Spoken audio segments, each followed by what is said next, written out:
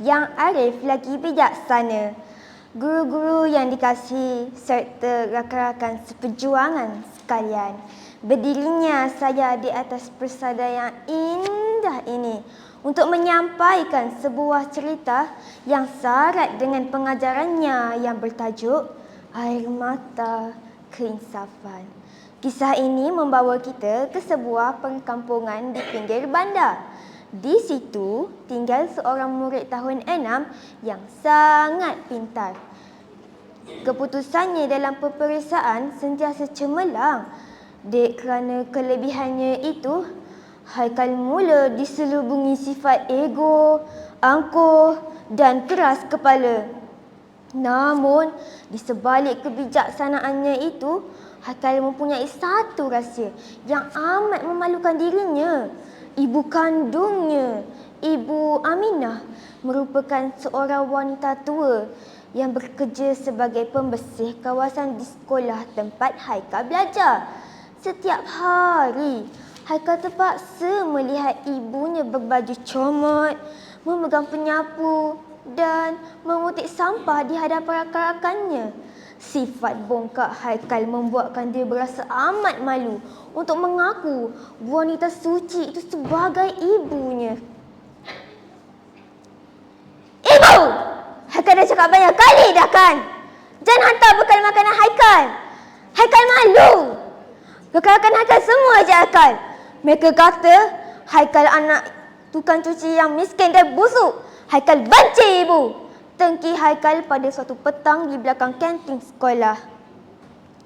Ibu Aminah hanya mendiam diri.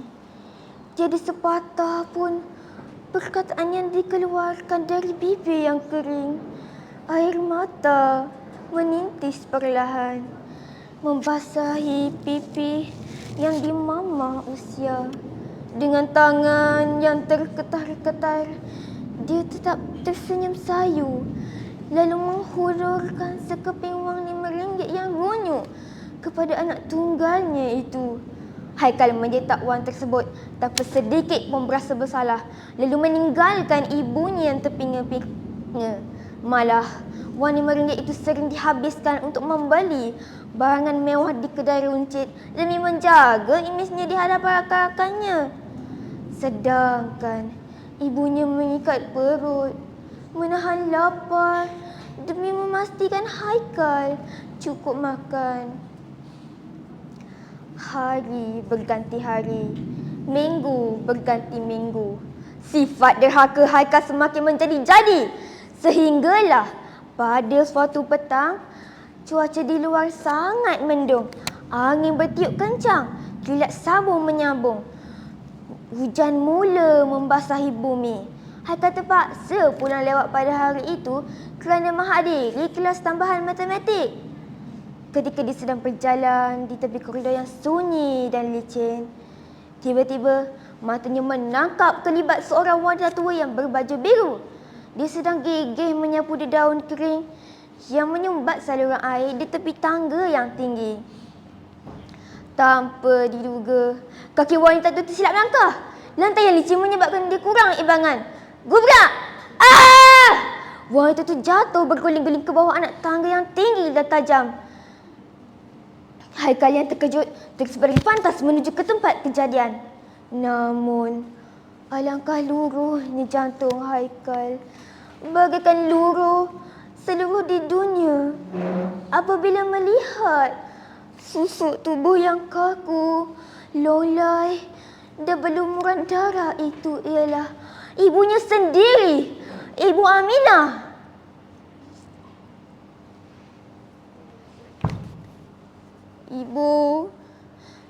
Ibu, buka mata ibu. Tolong! Sesiapa? Tolong! Cikgu, pegawai, tolong ibu saya! Jerit Haikal histeria memecah kesunyian petang yang berhujan. Air mata Haikal gugur mencurah-curah, bagaikan hujan yang lebat membasahi pipi ibunya yang pucat lesi. Pada saat yang genting itu, barulah segalanya tirai. Keegoan Haikal runtuh. Dia sedar betapa besarnya dosa terhadap ibunya yang melahirkannya. Segala tengkian, herdikan dan makiannya kini bertukar menjadi pelunggu tajam menusuk ke dalam hatinya. Penyesalan tiada taranya mencengkam jiwa. Ibu Aminah segera dikejarkan ke hospital dengan ambulans. Alhamdulillah, umurnya masih panjang. Walau bagaimanapun kecederaan parah pada tulang belakang menyebabkan kedua kakinya lumpuh dan dia terpaksa bergantung kepada kerusi roda seumur hidup. Di sisi katil hospital, Haikal melutup serapat-rapatnya. Dia memegang tangan ibunya yang kasar kerana bekerja keras lalu mencium bertubi-tubi. Air mata keinsafan mengalir laju tanpa henti. Ibu, ampunkan Haikal. Haikal anak yang berdosa pada ibu. Haikal anak yang derhaka pada ibu.